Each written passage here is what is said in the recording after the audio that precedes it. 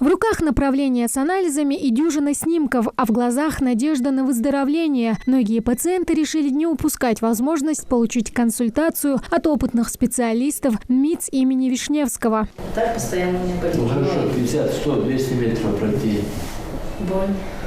График выездных консультаций врачей центра расписан на месяцы вперед. В Ингушетию приехала бригада из 4 специалистов – сосудистой и кардиохирургии, травматологии и ортопедии. Прием организовали сразу в нескольких отделениях. Садитесь, попробуйте. Нет, сами попробуйте. Хорошо. Надо почаще садиться. Возможность пройти обследование у московских врачей – большая удача, однако пациенты не умаляют и профессионализм местных специалистов. Операция лицо, кость, титанотия. Я обычно выезжал раньше по госпиталям военным. Узнал, что не выездной ложь, они все. Это и своего рода мастер-класс. Диагностику проводят вместе с местными докторами. Приехали по обмену опытом. Сегодня наши коллеги осмотрели наших пациентов, сделали обход. В отделении находится там 30 пациентов. Большинство пациентов мы осмотрели, показали наш результат оперативного вмешательства, где-то нам дали какие-то рекомендации по ведению дальнейшего, где-то мы свои рекомендации.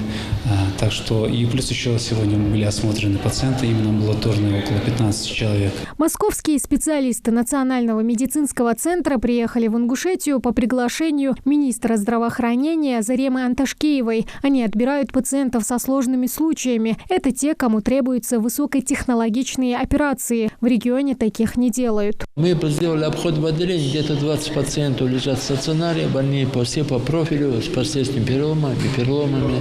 И также человек где-то 12 амбулаторных больных посмотрели по профилю. Еще будем смотреть, подбираем больных на лечение, обсуждаем с коллегами по перу и по скальпелю, с коллегами-травматологами. Ряд вопросов обсудили и обменялись мнениями, и я делился опытом лечения больных по моему профилю. Больных с переломами, больных с последствиями перелома. Я был несколько лет назад здесь, и за это время имеются положительные моменты. Сдвиги есть, недостатки, конечно, но намечается прогресс в работе.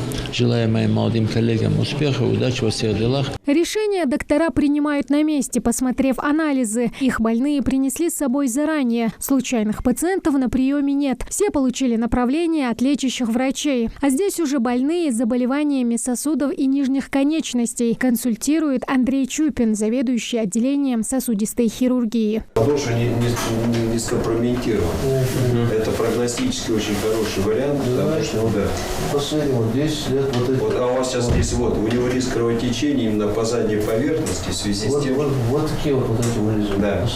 Пациенты со сложными диагнозами будут проходить лечение после отбора в отделении сосудистой хирургии Вишневского. В нем представлены все направления хирургического лечения, артериовенозной патологии любых локализаций, патологии аорты и ангиодисплазии. Бывают пациенты, которые, к сожалению, на местах исчерпали весь лимит уже и хирургической помощи, и медикаментозного лечения. Где-то нет возможности очень серьезно дообследоваться. А в нашем отделении есть все. Все возможности лечения сосудистой патологии. И по сонным артериям, то есть брахиоцефальной артерии, поражение аорты, артерий нижних конечностей. Мы активно занимаемся лечением больных с диабетической стопой, с различными воспалительными заболеваниями. Визит московских врачей продлился всего день. Ну а такого рода консультации в республике будут проходить регулярно, чтобы пациенты могли не выезжать в другие регионы. Тамара Хшагульгова, Магомед Дарсигов, Магаз 24.